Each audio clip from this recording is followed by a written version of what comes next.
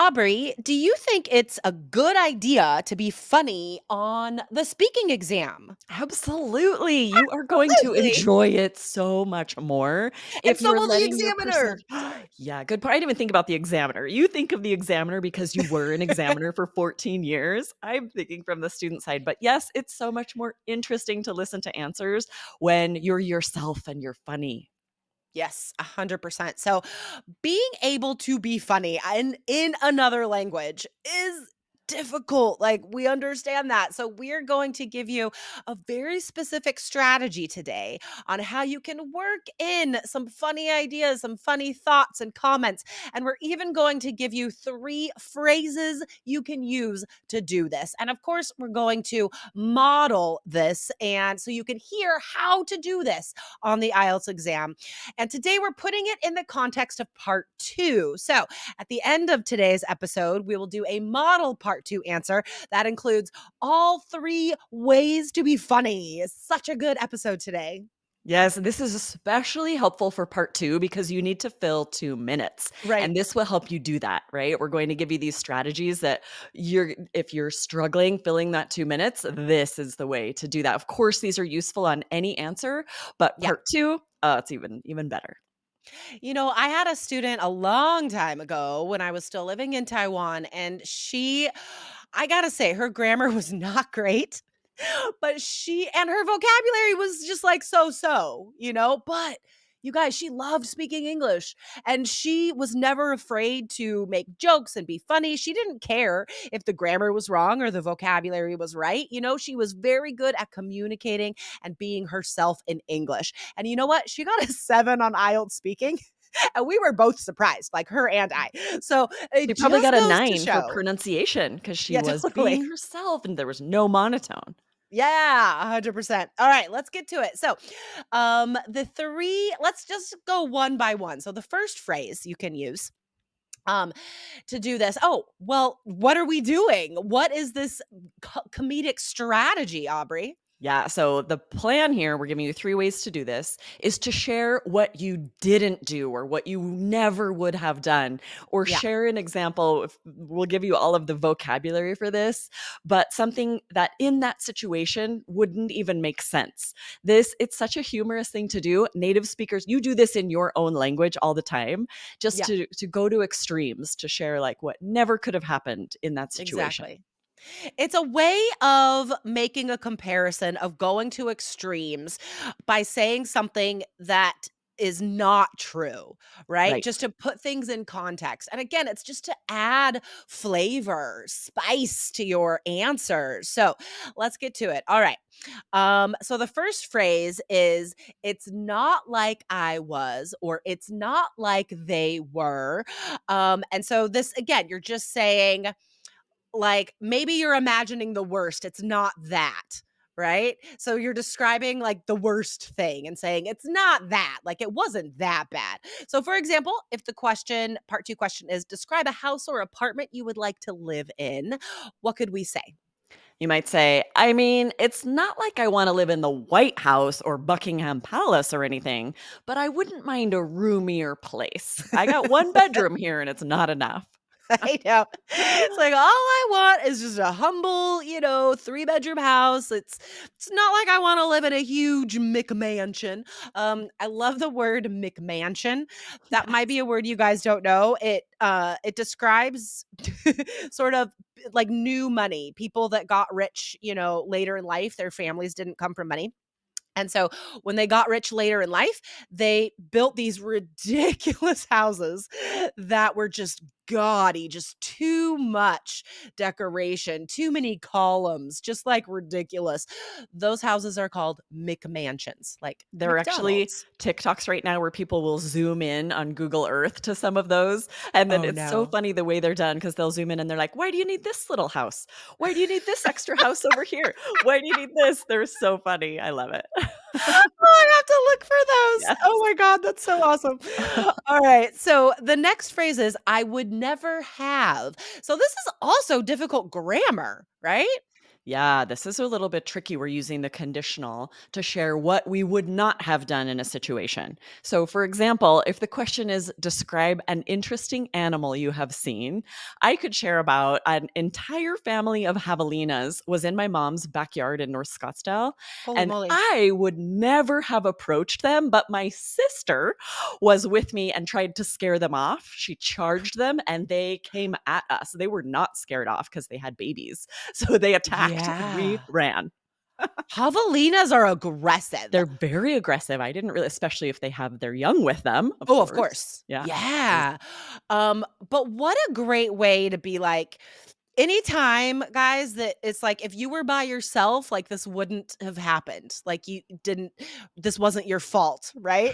Like I would I would never never have. have flown here. I would never have bought this if it weren't for my crazy husband or whatever. So it's just that's a great way to compare, guys, if you're comparing like what you would do by yourself and Yeah. telling a story and saying like the only reason this crazy thing happened was because of this other person that was Right. with me. And it could be super positive too, right? You could say, like, I Yeah. would never have checked out this restaurant if it weren't for my best friend's suggestion. And Yeah, we totally. loved it, right? So you're giving someone credit as well for those positive things when you wouldn't have considered them, but it ended up being a great idea. Totally, totally. All right, one more way to say what something isn't. Yes. It's a difficult thing to communicate. All right. So, if the question is describe a crowded place you've been to, and I want to use the phrase I didn't exactly, right? So it's saying like an extreme, right? And saying like I didn't do the crazy thing, right? But so what I did was okay. So here's an example. Describe a crowded place you've been to. If I were giving a part two answer, I would describe this concert I went to 15 years ago. It's the first thing that came to mind. Super crowded. And I say there were thousands of people. I managed to carve out some personal space for myself surreptitiously. I mean, I didn't exactly push people out of the way, but I did dance in a way that created some space. So I Nice. didn't exactly do this terrible thing, but I did this kind of bad thing. Right. It's like I didn't exactly shove anyone, but I may have Right. nudged a few people. Right. Totally. And this adverb surreptitiously, band 9. If you guys can use surreptitiously on task 2 essays, speaking answers, it means sort of like carefully, subtly. You're not being really Sneaky. obvious about it, sneakily, but way Yeah. more high scoring than sneakily. That's a beautiful word. Yes.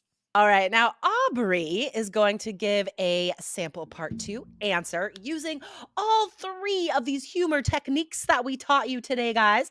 I'm just calling up my timer. And the part two question is describe a performance you did not enjoy. I will never forget attending a dinner theater when I was newly married. I didn't know my in laws very well. And I heard about this dinner theater. It was highly recommended, and I bought tickets and we went, me and my husband and my in laws. And right away, I knew I had made a terrible mistake because the costuming was quite revealing and not that big of a deal for me, but a little inappropriate for my in laws. And then when the show started, the jokes weren't exactly racist or disgusting, but the humor was off color enough to offend my in laws. And the looks on their faces, they were horrified. They were not entertained. They were just like very serious.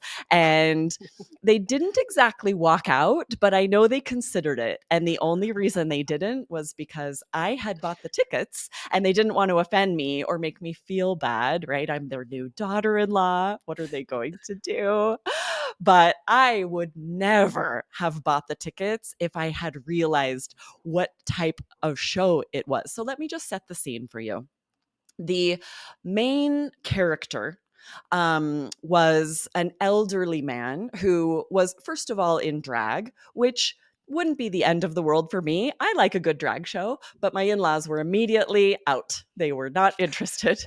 And his job was to tell funny jokes as you get your meal. And side note, the food was terrible. I think the chicken was undercooked or something really awful, and my father-in-law had to send it back. So to add insult to injury, the dinner wasn't even good. The show was awful.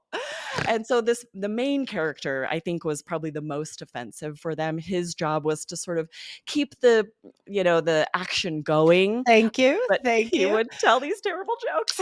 I could have talked forever about that night. That was so good. Oh my gosh, what an awkward It was way to really interact with awkward. your new in-laws. Holy Oh, it was moly. so All funny. right. So, guys, go back and listen because Aubrey did use all three of today's phrases there. There she was like, they didn't exactly walk out, but they thought about it, right? The jokes weren't exactly racist or disgusting, but it was off color enough. So off color means like a little bit rude, maybe some bad language, could offend someone who's very conservative, I would say. Yes, right. Um, and then like I would never have bought the tickets if I had realized what type of show it was. So guys, she did use all three of those things, but some amazing vocabulary I want to explain. So to introduce the performance itself, like halfway through your answer, you said, let me just set the scene. So that is a great introduction Mm. phrase. Anytime you're going to give context or begin a description of a place or an event, let me just set the scene, right?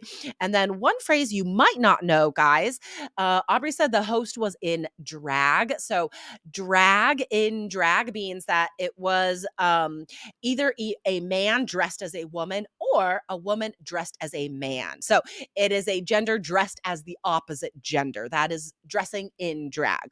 Lots of performances like that here in Portland. I love a Um, good drag show. they're so fun. I I mean, know. nothing but fun at a good drag show. I'm a fan. All right, guys. But it's not for everyone, I guess. Not for everyone, and totally fine if that's not Right? your cup of tea. Absolutely. Totally fine, guys. You like what you like, it's great. But what you should do on IELTS speaking, guys, try to throw in humor if it suits your personality. Do you, be you, right? When you include humor, it's not just about the transition phrases that introduce it for vocabulary. It's not just about the grammar, like we had that conditional today, right? It's not just these things.